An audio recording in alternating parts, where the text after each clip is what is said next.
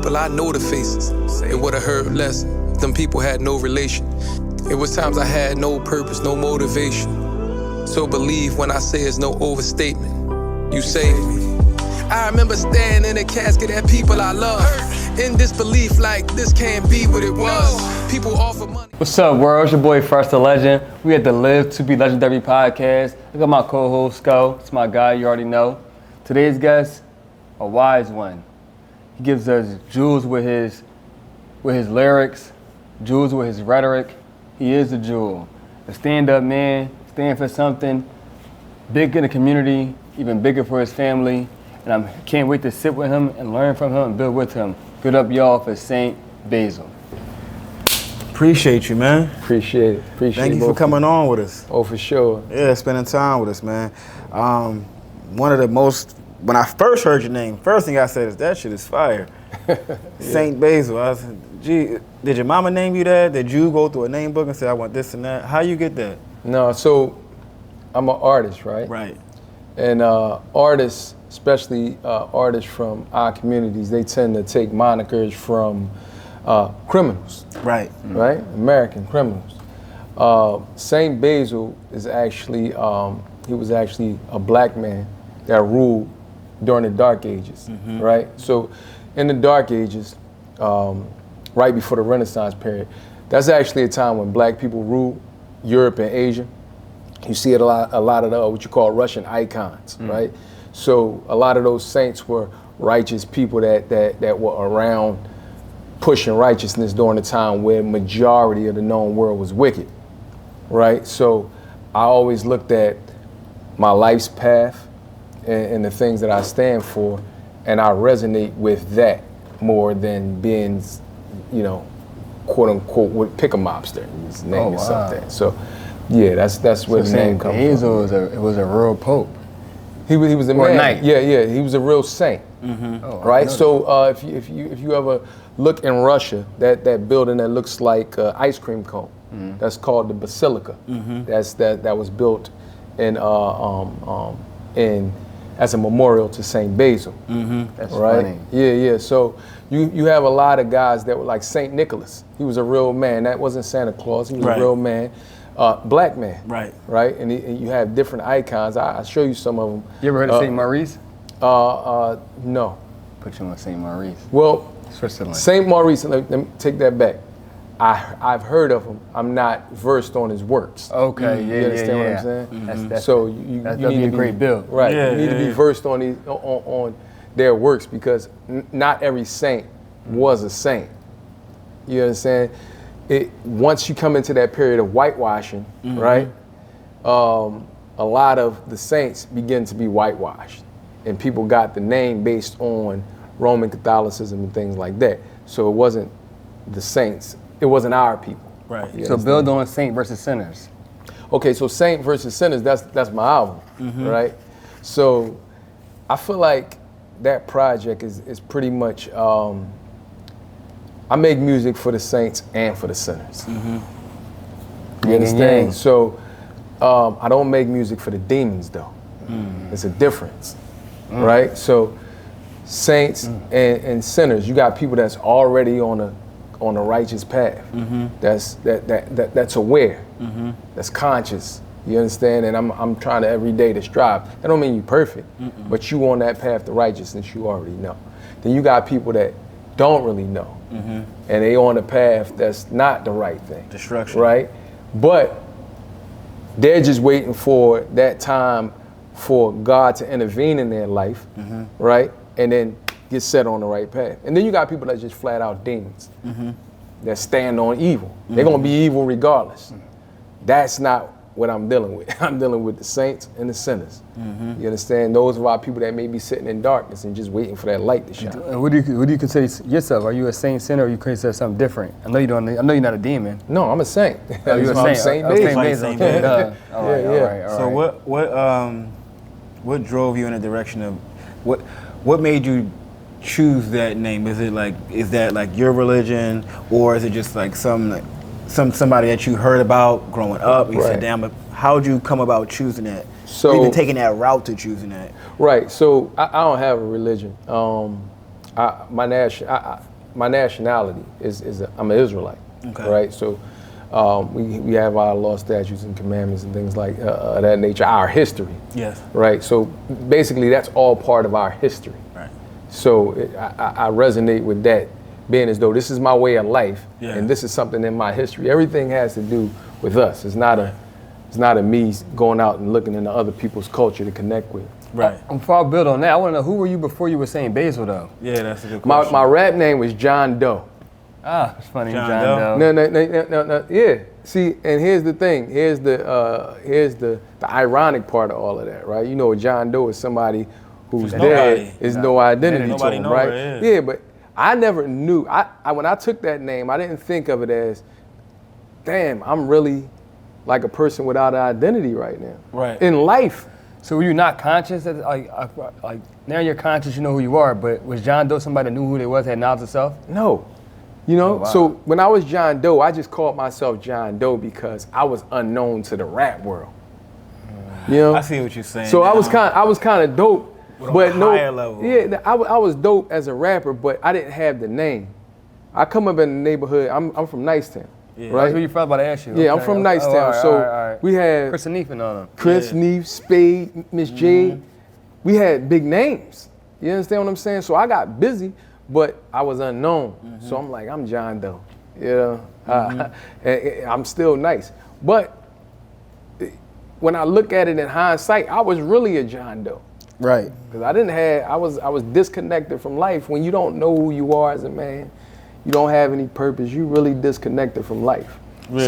So Yeah. John Doe, the artist, was he like, I'm just asking, like, Yeah. because I know St. Basil, I see you out here. Right. Like, but was John Doe popping? Was John Doe out, like, tell me. Yeah, put yeah. me So on. at that time, I was down at Direct Hit Studios. Where did that say? I don't know. That was Rasheed Wallace studio. Oh, wow. When he had his studio. I was down there with Shepherd Kings, Jason Moody, Joe Watson, and Reek Wallace was down there. So I was down there just working, rapping, doing my thing, and I was running around, but it just wasn't landing. It wasn't the time for it. Okay. You understand what I'm saying? Sometimes it's not your time. Right. You understand what I'm saying? So I've never been one to like wave chase and do things that's not me. So sometimes when it's not your time, it's best for you to just keep your head down, keep working. Be still. And don't try to do something to force your time and it ain't your time. So that's pretty much what Did you have like a little deal or something? Yeah. Was that John Doe or St. Basil that had the deal? Both. Oh, So tell us. yeah. So that deal that I had was with Shepherd Kings. They was working down there under Rasheed. That was the first deal that I had. It was a production deal. We was producing a demo. At the time, music was a little bit different. What year is this? This is 2002.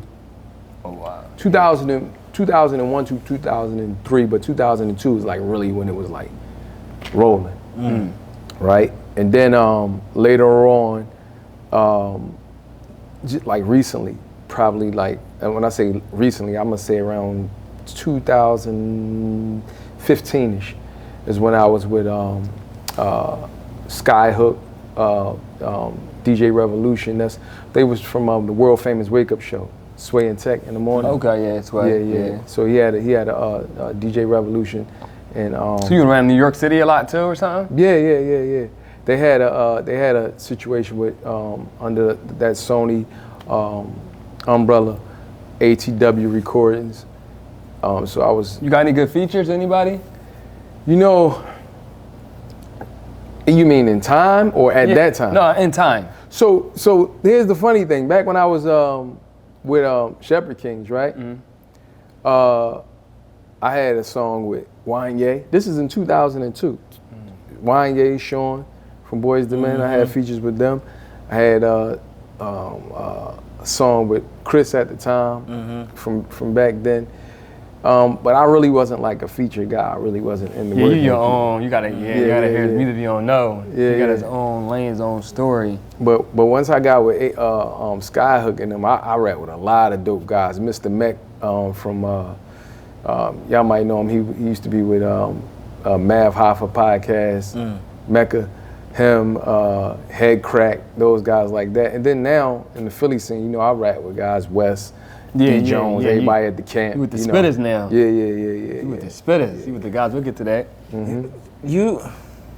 I gotta say it. Everybody else gonna say it. When I think of Israelite, like the Israelites that I've seen, right? Because I don't want to say you don't look like an Israelite. That would be crazy. But the Israelites that I've seen when I'm walking down like 52nd Street or I'm anywhere, right? Like, it don't look like how you look right now. Yeah. So like, how did you come about? Like, I'm an Israelite. How did you come about with that? But then also like clear it up for us, right? Like, cause most people who see Israelites, we see them on the corner. It's like 4 or 5 to like 7 of them. They dress like Ninja Turtles and like mean. So then, like, what is that? Like, tell me. All right. So, and listen, feel free, speak free.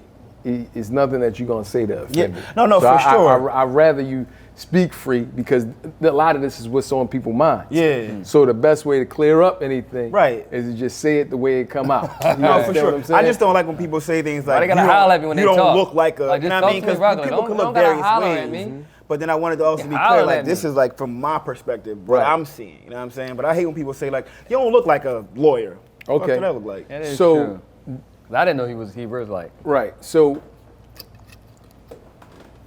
the Israelites, right? The Israelites, we are a nation of people, right? Now, what you may be encountering is people that have been excommunicated and try to start their own thing. People who are not, or people that work with the powers that be to confuse, right? So you got to understand, what is a threat to national security, really? A threat to national security is black people uniting and doing right. Right. This is why everything is in our communities to basically have us doing the wrong thing. Right. Right? And they promote and push the wrong thing. You aren't a danger until you say, you know what? This thing ain't working for us.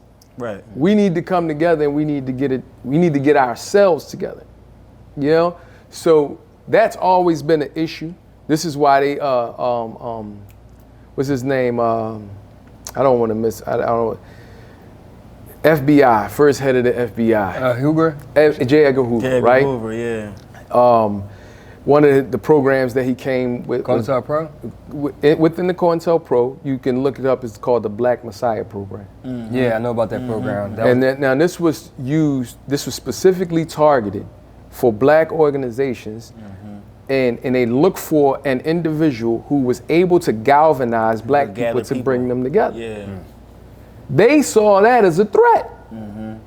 Why? Because how many things operate with black people being oppressed? If black people truly came out of the oppressed state that they're in, mentally and physically, this country will fall apart. You understand? Like, a lot of people would lose their positions. We are people that actually, we ruled. We come from a royal people, right? And when we ruled, there were no other superpowers. We ruled. They were stewards. I mean, we were stewards of the earth. They were servants. So now that they got the chance to get on top and we are on the bottom, you think they're going to do the things necessary to allow us to come back on top? No, it don't work like that. Why would they? Why would they? Right. That wouldn't make any sense. So everything is pretty much geared to keep us, like, you enslave a people. What is the purpose of taking an identity, taking a language? You just want them in servitude, if that's what you truly want. Well, why strip the identity? Why strip the nationality? Why strip the belief? Why break the family up? This is the people that you're trying to destroy. You don't just want slaves, you want them destroyed. So all right, now you get to a time that you at now. I don't want you to bounce back. Yeah. That's what that is. I don't want to bounce back. So anybody that can bring the bounce back, that's an enemy. Yes. That's a target. And this is why you even got those of our people who contribute to it. Because I'm gonna say that because our nation, we do go out and speak in the streets. When we speak to individuals, we speak like I'm speaking. Yes. If we're speaking to a group of people, it'll be louder, but we don't disrespect people. Right. We don't curse people out. So if you running into anybody cursing people out, disrespecting, that ain't us. Right. Right. So and we don't argue with people. We don't go back and forth because if you don't believe it, that's fine. You just don't believe. We take the position that you'll find out. There's no need for me and you to go back and forth. The truth don't work like that. I tell you the truth, you believe it. Right. So how does a person like me, Right. like Fresh, right, like Trick, we walking down the street, Right. because it's some genuine groups of people that you want to pay attention to, Right. you want to show them love, and then sometimes you're not sure. Right. So what is the thing that lets me know like this is a real group of Israelites, or this is not a group that's been exiled, and just like what's the distinguishing factor? Okay, so I know with us, well, a lot of times from sight, the distinguishing factor is the dress, the garments. So like you said, sometimes you may see people with spikes and stuff on it. Yeah. Like we don't wear things like that. We have holy apparel. Okay. So you'll see us like that. But the main thing is that interaction is a divine interaction. Okay. It's not really man. Man is not really doing that. Right. You understand what I'm saying? So whenever God decides to interrupt your life, that's when it's going to happen. And you're going to run into who you need to run into. Gotcha. You just got, here's the thing. When you hear truth, you'll know it's the truth. Right. You'll know without a shadow of a doubt. Nobody can tell you anything. You'll know this is the truth. That's a jewel. When I hear it. So, Right. one more thing Yeah. about Israelite brothers. I think it's similar to like the Muslim faith, right? Like, you correct me if I'm wrong. You guys are able to have more than one wife? Okay, so I'll correct you. Yeah, please. Right? We are not like Islam. Okay. All right, that's a religion. Yeah. So Well, I mean, just in terms of like that lifestyle, like So- that aspect of it.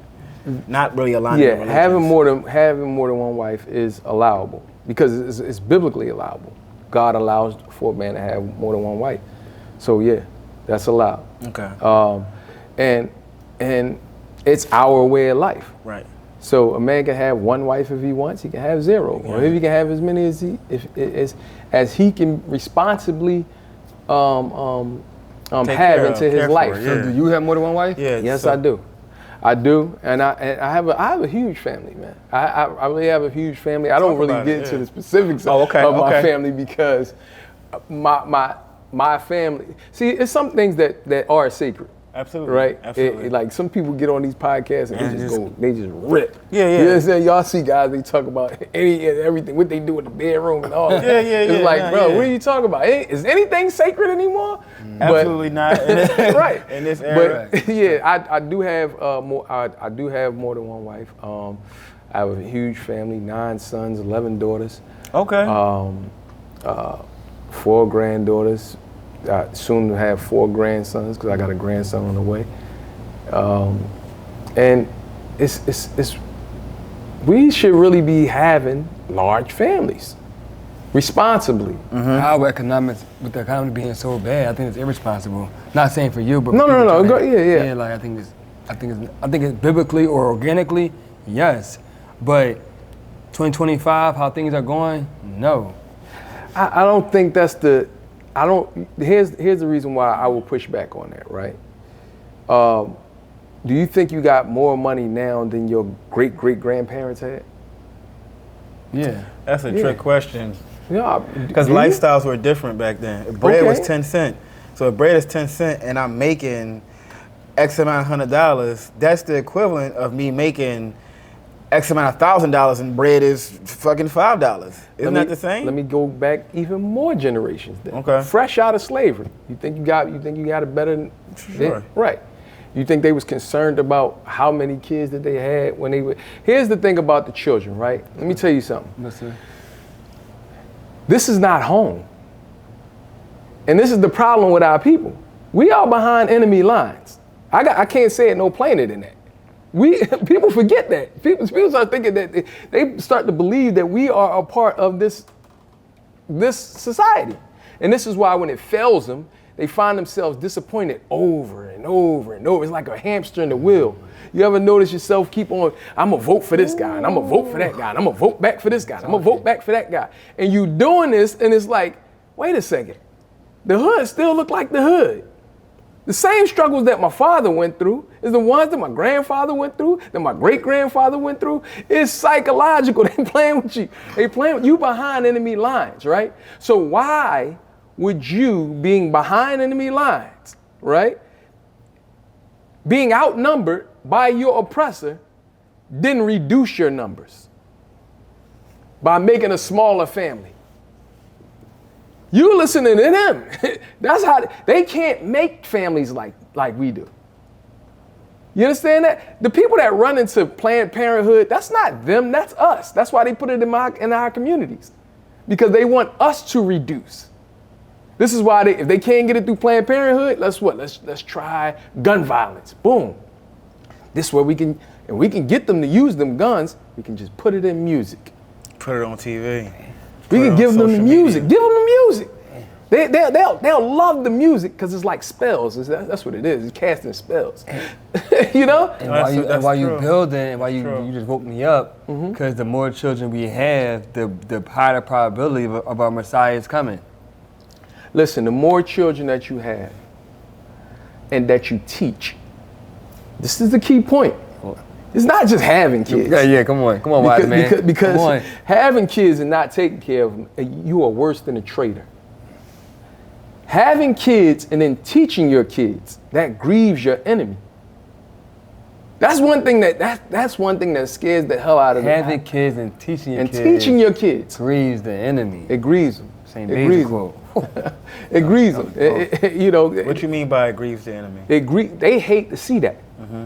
They hate to see when you educate your children, you teach them the right thing. Because what happens when you don't teach them shit and you just have a child? Oh, then they back in the hamster wheel. Right. Perpetuates the cycle. Yeah, just keep the cycle going. That's You don't what they teach it. If you don't teach your children right, and you say, for instance, you let social media unlearn your children, right? Because all of our good morals that we learned when we grew up, if you ever notice, everything that's promoted out here teaches you against your morals. Yes. Right? So say that app that's in your phone. Remember when you was a kid, what your parents tell you about strangers? Stay away from Don't strangers. talk to them. Stay away from strangers. But now it's popular to get 1 million strangers and show them what you eat. You're gonna take a picture. I'm gonna take a picture of this plate and I'm gonna show 1 million strangers what I'm eating. If I get 1 million strangers to follow me and welcome them into my life, and I can comment to them and right? Then it's like you popping. Wait, you just don't realize you just abandoned a basic moral. How about a basic principle that your parents brought you up? You know what I'm saying? How about minding your business? Social media made it so easy to change the mindset of the masses. Right. Like you literally can change what everybody is thinking and saying and doing off a post. Right. And they can control how many people see that post, how many of us interact with it, if it's what you like. It changes it. Right. That's just the new Tower of Babel, man. Yeah. Let's get all these people together and think the same and act the same and react the same. It's groupthink. I want to put an idea out there, and I want everybody to follow that idea and to abandon all of their good morals. It also isolates the person who is going to hold on to their morals. I'm sorry, Tower of Babel. I don't get what you're talking about. Say it again. So the Tower of Babel. Tower of Babel. Where when they changed the languages. Yeah, God changed the languages, but it was a place that all people was coming to be one people that was going to be defiant against God as well, right? Right? Yeah, this is why they built the tower up to the heavens, because they just came out of the flood. Yeah. Oh no, we need to be able to escape the judgment. We need to build something. Yeah, it's all defiance against God, but it's all people coming together, right? So the point being, that internet links everybody in the world to give them one idea, one thought. You know, everybody thinks the same. Everybody, and if you're the one that stands out and say, well, no, not exactly. It can be something really basic, right? That you know in yourself that is the right thing.